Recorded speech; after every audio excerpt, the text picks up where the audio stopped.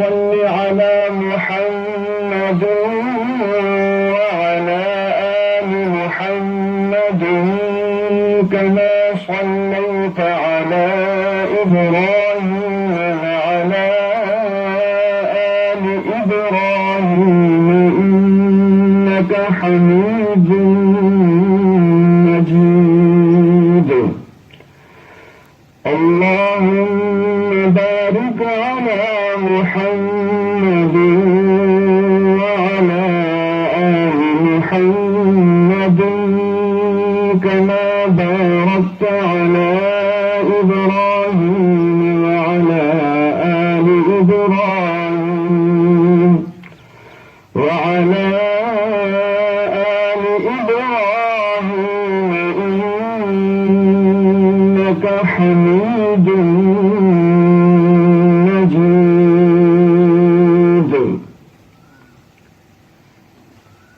حضرات محترم، کل سورۃ الفاتحہ کی پہلی آیت مبارکہ کے بارے میں کچھ باتیں میں نے یہاں رکھی تھیں.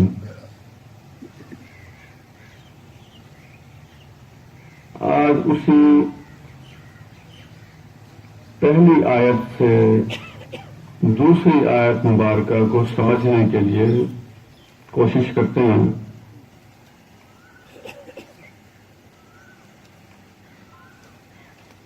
مولانا مودودی رحمۃ اللہ علیہ سے بھی ایک سوال ہوا تھا، اگرچہ یہ سوال عام آدمی کے ذہن میں تو خیر آتا ہی نہیں ہے، اور اس کا جواب دینا بھی بڑا مشکل ہے. وہ سوال یہ تھا کہ اللہ تبارک و تعالی نے ہمیں کیوں بھیجا ہے اور کیوں تخلیق کیا ہے؟ کئی افراد کے ذہن میں یہ جواب آئے گا کہ وما خلقت الجن والانس الا لیعبدون، کہ میں نے جنوں اور انسانوں کو اپنی عبادت کے لیے پیدا کیا ہے. لیکن اس کے ساتھ ساتھ سورۃ الفاتحہ یہ بتاتی ہے کہ یہ جتنے عالمین ہیں ان عالمین کے بارے میں ان کے تخلیق کرنے والے کا منصوبہ کیا ہے. اور حضرت انسان بھی ایک مستقل عالم ہے، اسے بھی یہاں کیوں بھیجا گیا ہے؟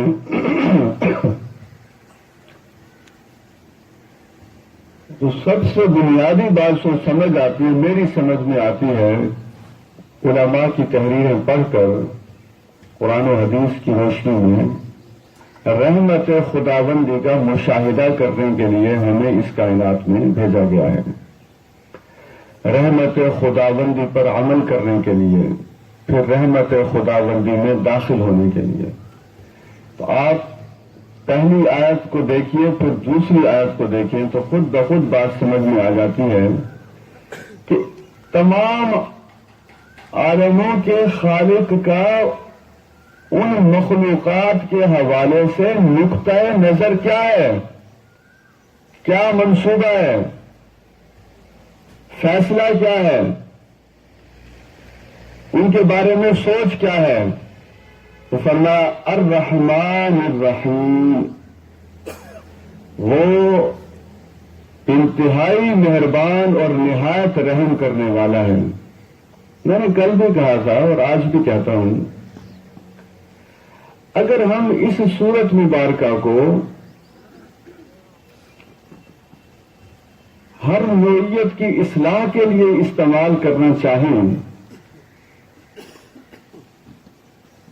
تو یہ بڑا کامیاب نسخہ ہے وہ جو روزانہ ہمیں ملتا ہے. وہ کیسے؟ سوچنے سمجھنے کی صلاحیت جس آدمی کے اندر زیادہ پیدا ہوتی جاتی ہے، فکری صلاحیت زیادہ بڑھ جاتی ہے، وہ انسانیت کے لیے نفع بخش ثابت ہوتے ہیں۔ مثلا ان دو آیات کی روشنی میں اگر ہم ایک بات اپنے ذہن میں رکھیں کہ جب اللہ تبارک و تعالیٰ کا تمام جہان والوں کے لیے مہربانی اور رحمت کا معاملہ ہے تو پھر میرا بھی تمام جہان والوں کے لیے کون سا رویہ ہونا چاہیے؟ میرا بھی یہی رویہ ہونا چاہیے کہ میں بھی یہ طے کروں کہ میں نے بھی تمام جہان والوں پر مہربانی کرنی ہے، میں نے بھی تمام جہان والوں پر رحم کرنا ہے۔ آپ جانتے ہیں رحم کا متضاد ہوتا ہے ظلم۔ تو آپ دیکھیے مرد ہوں یا خواتین ہوں، بچے ہوں یا بوڑھے ہوں، سب اس آیت مبارکہ کو پڑھتے ہیں، اس سورت مبارکہ کو پڑھتے ہیں تو پاکستان سے بالخصوص اور پوری دنیا سے بالعموم ظلم کے خاتمے کا ایک نسخہ روزانہ ہمارے ذہنوں میں اتارا جاتا ہے، اور ہمارے الفاظ پر، ہماری زبان پر وہ الفاظ جاری کر دیے جاتے ہیں جن کی روشنی میں ہم نے یہ طے کرنا ہوتا ہے کہ ہمارے اس وجود سے اس معاشرے کے لیے رحمت پیدا ہو جائے، کیونکہ اللہ تبارک و تعالیٰ کی یہ سنت مبارکہ ہے، اللہ تبارک و تعالیٰ کی یہ صفت مبارکہ ہے۔ اور پھر آپ دیکھیے یہ جو رحمت ہے اس کی بہت سی شکلیں ہیں، لیکن ہم نے انشاءاللہ آج ساری آیات مکمل کرنی ہے۔ میں چیدہ باتیں آپ کے سامنے رکھتا ہوں۔ نمبر 1، قرآن مجید میں اللہ تبارک و تعالی نے مکالمے کے انداز میں ایک سوال کیا ہے۔ سورت القصص میں لوگوں یہ بتاؤ اگر اللہ تبارک و تعالی رات کو قیامت تک طویل کر دیں پھر اللہ تبارک و تعالی کے علاوہ کون ہے جو تمہارے لیے دن کو لے کر آئے گا؟ سوچیں ذرا اس پر۔ یہ جو بچے میرے سامنے بیٹھے ہیں انہیں ابھی سے رب کی پہچان کا یہ طریقہ کار اختیار کرنے کی کوشش کیجیے۔ پھر اسی طریقے سے یہ سوال کیا قرآن مجید میں اللہ تبارک و تعالی نے کہ یہ بتاؤ اگر دن کو اللہ تبارک و تعالی طویل کر دے، قیامت تک رات کو نہ لائے، پھر کون ہے اللہ تبارک و تعالی کے علاوہ جو رات کو لے کر آئے؟ سوال تو سوچنے کا ہے۔ سوال بھی خود بتایا اللہ تبارک و تعالی نے، پھر ان دو آیات کے بعد جواب بھی خود دیا۔ فرمایا جو دن رات تمہیں مل رہے ہیں وَمِن رَحْمَتِهِ، یہ اصل میں اس کی رحمت ہے جو تمہارے اوپر ہو رہی ہے۔ تو سچی بات یہ ہے وقت بھی بہت بڑی رحمت ہے۔ آج وقت ہمیں مل گیا۔ کل ہم جب یہاں سے پروگرام کے بعد گئے گلشن مارکیٹ سے کچھ چیزیں لینی تھیں تو وہاں ایک سبزی والا کھڑا ہوتا تھا سبزی بیچنے کے لیے۔ کل اس کی ریڑھی وہاں نہیں تھی تو ایسے تذکرہ ہو رہا تھا، عمر بھی اس کی کوئی 16-17 سال کے قریب ہوگی یا 20 سال ہوگی زیادہ سے زیادہ۔ تو میں نے اس دکاندار سے پوچھا، میں نے کہا یہاں یہ کس کا تذکرہ ہو رہا ہے، کیا باتیں آپ لوگ کر رہے ہیں؟ کہنے لگا کہ جو یہاں سبزی والا کھڑا ہوتا تھا اس کا پرسوں سبزی منڈی کے قریب ایکسیڈنٹ ہوا موٹر سائیکل اور کار کا، اور آج وہ اس دنیا سے چلا گیا۔ تو آپ یہ دیکھیے ہمیں کل کا دن تو بڑی بات کی بات ہے، ان پلکوں کے جھپکنے کے وقت کا پتہ نہیں ہے۔ یہ جو وقت مل رہا ہے یہ سارا رحمت ہے، رحمت۔ اب مجھے بتائیے رحمت کا اور غفلت کا آپس میں کوئی تعلق بنتا ہے؟ رحمت کا اور اطاعت کا تو آپس میں تعلق بنتا ہے۔ ادھر سے رحمت ہوتی رہے اور ہماری طرف سے کیا جاتی رہے؟ اطاعت۔ یہ تو تعلق سمجھ میں آتا ہے۔ رحمت کا اور معصیت کا کوئی آپس میں تعلق ہے؟ مثلا آنکھیں رحمت आंखों से बेहयाई देखना मासियत। अब रहमत का और मासियत का आपस में क्या ताल्लुक है? कान रहमत, बेहूदगी सुनना मासियत। रहमत का मासियत के साथ, यानी यूं समझ लीजिए, रहमत का जवाब इताअत बनता है या रहमत का जवाब मासियत बनता है।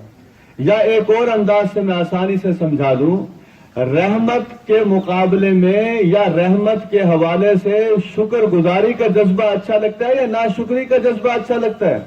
तो यकीनन शुक्र गुजारी का जज्बा अच्छा लगता है। जबान रहमत, अभी मौलाना साहब जैसे दर्स हदीस में फरमा रहे थे, ये खयानत करना या वादा पूरा ना करना जाहिर है इसमें जबान का अमल दखल होता है।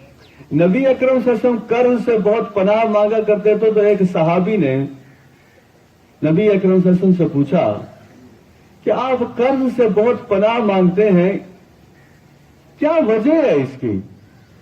नबी अकरम सल्लल्लाहु अलैहि वसल्लम ने फरमाया, जब आदमी मकरूज हो जाता है फिर वो झूठ बोलता है और झूठे वादे करता है, तो इसलिए मैं कर्ज से पनाह मांगता हूं। इसलिए आप देखिए, ये जबान रहमत, इस जबान से झूठ, इस जबान से गिबत, इस जबान से गालम गलोच, ये तो सारा मासियत का काम है। तो भाई रहमत के मुकाबले में मासियत पर उतर आना बुरी बात है। फिर ये पूरा जिस्म रहमत, जिस्मानी आजाद सारे के सारे रहमत, दिमाग रहमत, दिल रहमत। यानी इस प्रोग्राम की विसादत से अगर आज हम अर्रहमान अर्रहीम पर अमल करते हुए ये तय कर रहे हैं इंशाअल्लाह, दिल तो रहमत है, दिल में हसद क्या चीज है? दिल तो रहमत है, दिल में नफरत और अदावत क्या चीज है? इसी तरीके से दिमाग रहमत है, लोगों को धोखा देने के मंसूबे बनाना ये क्या चीज है? तो हजरात मोहतरम, ये अर्रहमान और अर्रहीम के हवाले से पढ़ते पढ़ते अपनी इस्लाह की तरफ हमें आना चाहिए कि हमने इंशाअल्लाह रहमान की रहमत से फायदा उठाना है। अच्छा फिर देखिए, बात से बात निकलती है, कहते हैं जी कोई बड़े आदमी के कोई करीब चला जाए तो कहते हैं वो उसके बड़ा करीब है, सदर के बड़ा करीब है फला आदमी, वजीर आजम के बड़ा करीब है। तो जब बड़ा करीब कोई हो जाता है तो कहते हैं उसके काम तो सारे ही बन जाएंगे जी, वो तो बाइख्तियार अफराद के करीब रहते हैं। अर्रहमान और रहीम अपने करीब किसे कर लेता है? इसकी रहमत किसके करीब हो जाती है? इन्ना रहमतल्लाहि करीबुम मिनल मुहसिनीन। अल्लाह तबारक व तआला की रहमत नेक लोगों के करीब हो जाती है। अब मुझे बताइए, ना किसी मालदार का तस्करा है, ना किसी गरीब को महरूम किया गया, ना किसी मर्द का तस्करा है, ना किसी औरत का तस्करा है, ना शहरी का तस्करा है, ना देहाती का तस्करा है, ना सरकारी मुलाजिम का तस्करा है, ना मजदूर ज़राअत पेशा अफराद का तस्करा है। वहां तो ये है कि नेक बन जाइए, रहमत खुदावंदी आपकी तरफ मुतवज्जे हो जाएगी। और फिर आप देखें, फिर एक सवाल जहन में पैदा करें, देखें हम में से जितने दोस्त भी यहां हैं, अल्लाह तबारक व तआला दर्स हदीस और दर्स कुरान देने वाले और इन प्रोग्राम को मुनक़िद करने वाले जितने अफराद हैं, अल्लाह तबारक व तआला सबके इखलास में बरकतें पैदा फरमाए, सबको बेहतरीन इखलास अता फरमाए, सबको रियाकारी के जज्बे से अल्लाह तबारक व तआला दूर रखे। यकीन जानिए, ये गुफ्तगू का मौका मिल जाना भी रहमत खुदाबंदी है। इसी तरीके से सुनने का मौका मिल जाना भी रहमत खुदाबंदी है। मैं ये बात कह रहा था कि फिर जहन में सवाल पैदा करें कि अब मैंने मोहसिन बनना है तो क्या करना पड़ेगा? यानी आप देखिए, बड़े आम लड़के से भी पूछें कि डॉक्टर बनना है तो क्या करें, वो कहेगा लिस्टर मेडिकल कॉलेज में दाखिला ले लीजिए। फिर उससे पहले के मराहिल भी वो आपको बताएगा। अब सवाल यह है कि मोहसिन बनना है या मोहसिना बनना है? نیک مرد بننا ہے یا نیک عورت بننا ہے تو کیا کیا جائے؟ حضرات محترم، اول تو بہت سے جواب ہیں، ایک جواب جو مجھے سب سے زیادہ پسند ہے وہ یہ کہ قرآن مجید نے ایک شخصیت کو ایسا نیک بنایا کہ جب ان کے اخلاق کے بارے میں پوچھا گیا کہ ان کے اخلاق کیا تھے تو جواب دیا گیا ان کے اخلاق قرآن مجید ہی تھے، اور وہ شخصیت ہے حضرت محمد صلی اللہ علیہ وسلم۔ بس آپ ان کی تابعداری کرتے چلے جائیں، محسن خود بخود بن جائیں گے۔ نبی اکرم صلی اللہ علیہ وسلم کی تعلیمات پر عمل کرتے چلے جائیے، قرآن مجید کے احکامات پر عمل کرتے چلے جائیے، نبی اکرم صلی اللہ علیہ وسلم کے فرامین پر عمل کرتے چلے جائیے، اور رحمت خداوندی آپ کی طرف متوجہ ہو جائے گی۔ اسی رحمت پر ایک میں نے اسے سرچ کیا، یہ موبائل کی گڑبڑ نہیں ہے، یہ جو آلات ہوتے ہیں خرابی ان میں نہیں ہوتی، خرابی ان کے استعمال میں ہوتی ہے۔ رات میں ویسے بیٹھا ہوا تھا تو میں نے شعوری طور پر انگلش میں لکھا مرسی، مرسی لکھ کر موبائل میں سیاہ ستہ میں نے کہا کہ جتنی احادیث ہوں گی وہ میرے سامنے آ جائیں گی، تو کوئی سینکڑوں احادیث، 500 کچھ احادیث جو صرف سیاہ ستہ کی تھی جن میں یہ لفظ تھا۔ اب میں نے کہا کہ بستی خدا داد والوں کو اگر کہا جائے کہ جی ہم نے رحمت پر گفتگو کرنی ہے اور 509 احادیث آپ کو بتانی ہے، تو پھر بڈانی صاحب کہیں گے جی پورے سال کا پروگرام رکھتے ہیں، پھر باقی موضوعات کی تکمیل کیسے ہوگی؟ میں صرف یہ گزارش کر رہا ہوں کہ رحمت خداوندی کے ذرا آپ پہلو دیکھیں، گوشے دیکھیں، کیفیت دیکھیں کہ کتنا رحمان ہے۔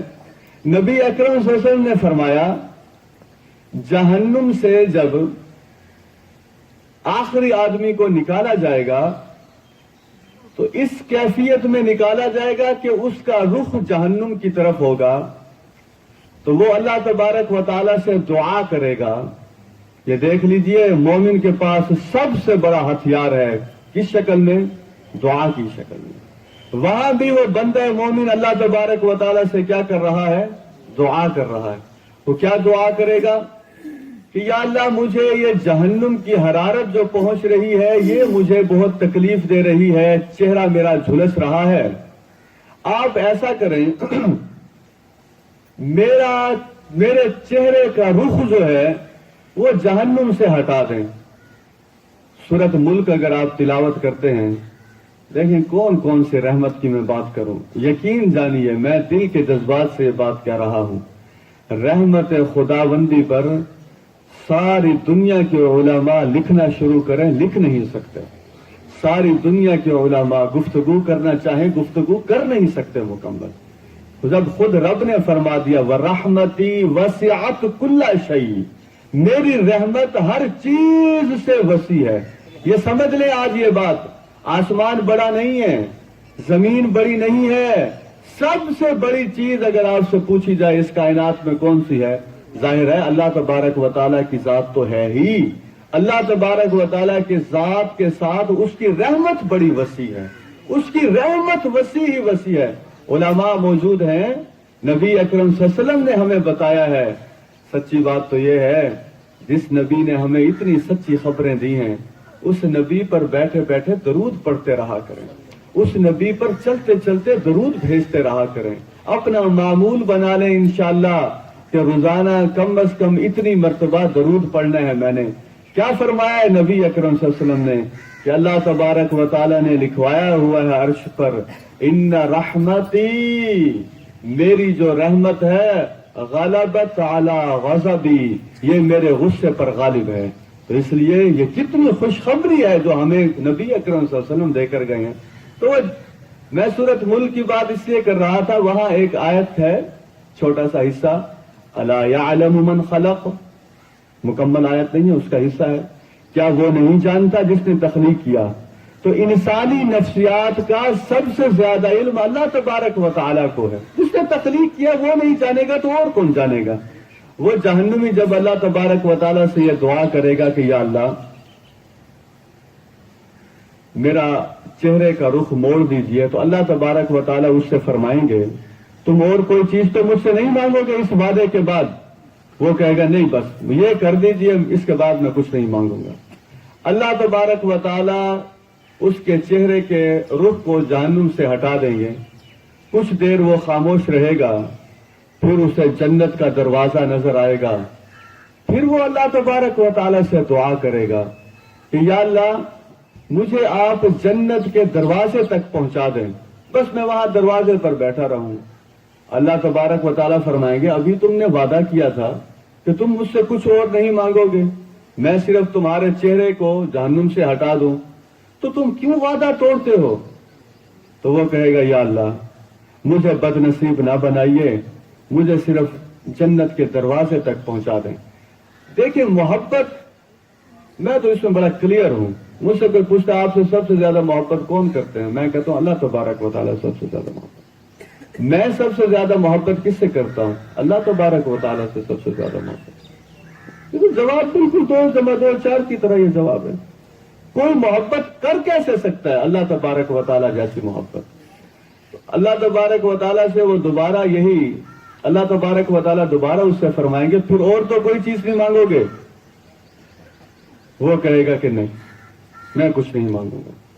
اللہ تبارک و تعالیٰ اسے جنت کے دروازے کے قریب پہنچا دیں گے، پھر وہ خاموش رہے گا، پھر وہ دعا کرے گا یا اللہ میں جنت کے دروازے کے قریب پہنچ گیا ہوں، مجھے جنت کے اندر داخلہ عطا فرما دیں۔ اللہ تبارک و تعالیٰ فرمائیں گے یہ ہے رحمت خداوندی کہ میں نے تم سے پہلے کہا تھا کہ تم نے اور کوئی بات تو نہیں مانگنی، تو تم نے کہا کہ میں کچھ نہیں مانگوں گا۔ اور بنی آدم تم کیسے بدعہدی کرتے ہو، کیسے وعدہ خلافی کرتے ہو؟ وہ کہے گا یا اللہ مجھے بد نصیب نہ بنائیے۔ اللہ تبارک و تعالیٰ کے حکم سے اسے جنت کے اندر داخلہ دے دیا جائے گا، پھر اللہ تبارک و تعالیٰ خود اس سے فرمائیں گے مانگو مجھ سے جو مانگنا چاہتے ہو، خود اسے بتائیں گے یہ مانگو یہ مانگو۔ وہ جب اپنی دل کی ساری چیزیں مانگ لے گا، رحمت خداوندی جوش میں آئے گی۔ اللہ تبارک و تعالیٰ فرمائیں گے تم نے مجھ سے جو مانگا میں نے وہ بھی تمہیں دیا اور اس کے برابر 10 گنا اور تمہیں عطا کیا۔ تو حضرات محترم کون آدمی ہے جو رحمت خداوندی کا احاطہ کر سکتا ہے؟ دیکھیے جتنے افراد بیٹھے ہیں چاہے مرد ہیں اور جتنی خواتین تشریف فرما ہیں، جیسے ہمیں باقی چیزوں کا پتہ لگ جاتا ہے نا کہ یہ چیزیں بڑی سخت ہیں، مثلا لوہا بڑا سخت ہے، اسی طریقے سے بادام توڑنے کی کوشش کرتے ہیں ہم کہتے ہیں بڑا سخت ہے، اور کوئی آلات ہیں تو ہم کہتے ہیں جو بڑا سخت ہے۔ تو کبھی اپنے دل کے بارے میں بھی پتہ لگتا ہے کہ یہ سخت ہے یہ نرم ہے؟ دنیا کی ساری سخت چیزوں کا پتہ لگ جاتا ہے، اور جو اتنی اہم چیز جسم کے اندر موجود ہے اس کے بارے میں پتہ ہی نہ ہو۔ میں یہ اس لیے مثال میں نے دی کہ جس آدمی کا دل سخت ہے، اللہ کی قسم جس کے قبضے میں میری جان ہے اس کے اندر خیر نہیں ہے، چاہے وہ مرد ہے چاہے عورت ہے، چاہے جوانی کی دہلیز کی طرف جانے والی لڑکی ہے یا لڑکا ہے، جس کا دل سخت ہے، دوبارہ کہہ رہا ہوں بلکہ تیسری مرتبہ کہہ رہا ہوں، جس کا دل سخت ہے وہ سمجھ لے اس کا الرحمن الرحیم والی آیت کے ساتھ کوئی عملی تعلق نہیں ہے۔ کمال کی بات ہے، پڑھتے ہیں سورۃ فاتحہ الرحمن الرحیم اور دل کو سخت کیا ہوا ہے۔ نبی اکرم صلی اللہ علیہ وسلم کی صاحبزادی حضرت زینب رضی اللہ تعالی عنہا کا بیٹا بالکل تھوڑی عمر میں بیمار تھا، انہوں نے نبی اکرم صلی اللہ علیہ وسلم کو بلایا، لمبا واقعہ مختصر سنا رہا ہوں۔ نبی اکرم صلی اللہ علیہ وسلم کے ساتھ حضرت ابی بن کعب، حضرت زید بن ثابت